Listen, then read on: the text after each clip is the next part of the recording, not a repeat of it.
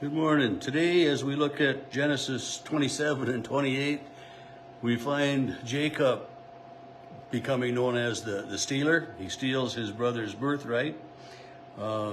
He's already gotten his, he's traded for the birthright earlier. Today he steals the blessing with his mother's help, and his mother lies and Jacob lies, and Esau comes to receive his blessing, and it just gets to be a mess, this family matters. So we'll just begin, chapter 27, when Isaac was old and his eyes were dim so that he could not see. There he's blind. Calls Esau, and he says, Esau, go and prepare, or take your weapons and go out to the field and hunt game for me. Prepare savory food that I like, and I will give you a blessing. Rebekah overheard this conversation, and Rebekah loves Jacob more than she loves Esau. And, as parents, I suppose we probably can show favoritism to one child over the other. It happens. It shouldn't be that way, but it happens. And so we see that in Rebekah. And Jacob, being the second born, even though they were twins, should not get the big blessing from the father. But Rebekah calls her son Jacob and says, this is what's happening, and we need to make sure that you get this blessing, not your brother. And Jacob says, but Dad might be blind, but he'll be able, Esau is hairy. I'm not. All Dad's got to do is touch me, and he'll know that I'm not the right son. And so Rebekah says, we'll take care of that. We'll put, we'll clothe you in Esau's clothing so that you smell like Esau. We'll put fur on your hands, and thinking, really, is Esau that hairy? Evidently. But Rebekah prepares some of Isaac's favorite food and sends it with Jacob to his father. And he says, my father, here I am with your meal that you have asked me to prepare. And he says, well, who are you? And he says, I am Esau, your firstborn. Liar, right? He says, I have done as you told me. Well, Rebekah fixed the food. Jacob is just, he's caught in the middle, but doing what his mother says. And Isaac says, well, how did you find it so quickly? You went out to hunt wild game. You found this game, you prepared it, you brought it. That was quick. And of course, the God of our father Abraham was with me and led me and guided me. And, it granted me success. And Isaac says, come near, I may feel you. I may know if you are my son. And then he feels him, and he says, the voice is Jacob's voice. He understands that he's hearing his son Jacob. And you know as well as I do that you can recognize people's voices.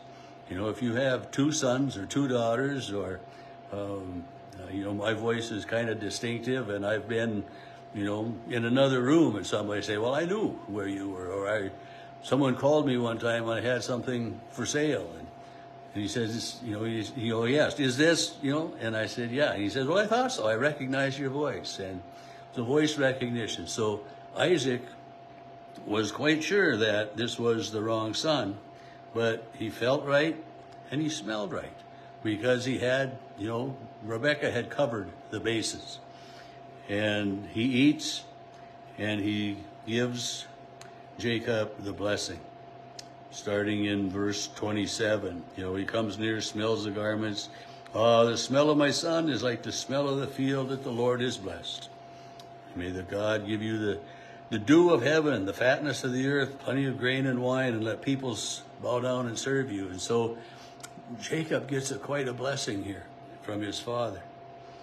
He said, cursed be everyone who curses you, and blessed be everyone who blesses you. And as soon as Isaac had finished, Jacob left from the presence, and here comes Esau. And, bringing the food, and Isaac, who are you? Well, I'm your firstborn Esau. Yeah, you sound like Esau, but, your brother. Who was it then that stole this? And he knew, I mean, they both knew who it was. And Esau asks for a blessing. Bless me also, Father. And Isaac says, your brother came deceitfully, and he has taken your blessing. As is he not rightly named Jacob, the heel grabber, and all that. But so there is animosity, a great amount of animosity. And Isaac does give Esau a blessing, but it is a total different blessing. It isn't one of prosperity and honor and all that, but it's away from the fatness of the earth you will be. By the sword you shall live. You shall serve your brother. But when you break loose, you will break his yoke from your neck. In verse 41, now Esau hated Jacob because of the blessing that his father had blessed him. And I mean, I can totally understand that. But it's one of those examples for us of how quickly families and friends can fall from each other's grace, and and this stealing of the blessing was no small thing. This is a great big deal. But Esau vows to kill Jacob, and Rebekah overhears this conversation again and figures out a way to send Jacob to Laban's place, her brother's place. And so Rebekah goes and talks to Isaac and says, it would only be right for Jacob to get a wife from our home country, from our own people. And so, Isaac calls Jacob and, says, you go at once to Paddan Aram, to the house of Bethuel, your mother's father, and take as a wife from there one of the daughters of Laban, your mother's brother. May Almighty God bless you. And so, here's again Rebekah planning, plotting, and getting everything to fall into what she would like it to be. And so Isaac sends Jacob away, and he goes. And then again now in verse 6, we some more just strange stuff, because Esau saw that Isaac had blessed Jacob, and he had told him, you shall not marry one of the Canaanite women. And so when Esau understood that his father didn't want Jacob to marry a Canaanite woman, he married a Canaanite woman to spite his father. Just because this wasn't, in his father's plan, it wasn't one of the things that his father would want. But he, it says he went to Ishmael and took Mahalath, the daughters, to be his wife, in addition to the wives he had. And so then Jacob, so we found this spite from Esau, and we've seen the anger against Jacob and his mother, and rightly placed anger. There's nothing, I can't argue that. And then we have Jacob traveling to Laban's, and on the way he camps out for the night, and he's sleeping. And here we have Jacob's ladder, and we hear the song, we are all climbing Jacob's ladder. But this ladder of Jacob's, the angels are ascending and descending, and God comes all the way down to earth. Jacob doesn't go up to heaven. God comes all the way down to the earth and is there.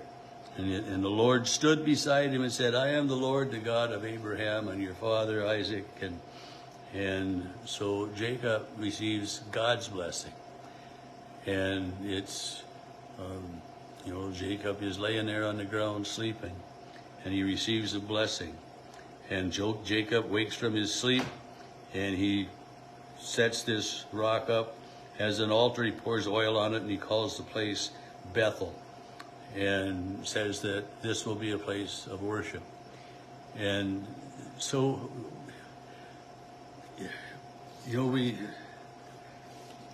I look at this, and I think,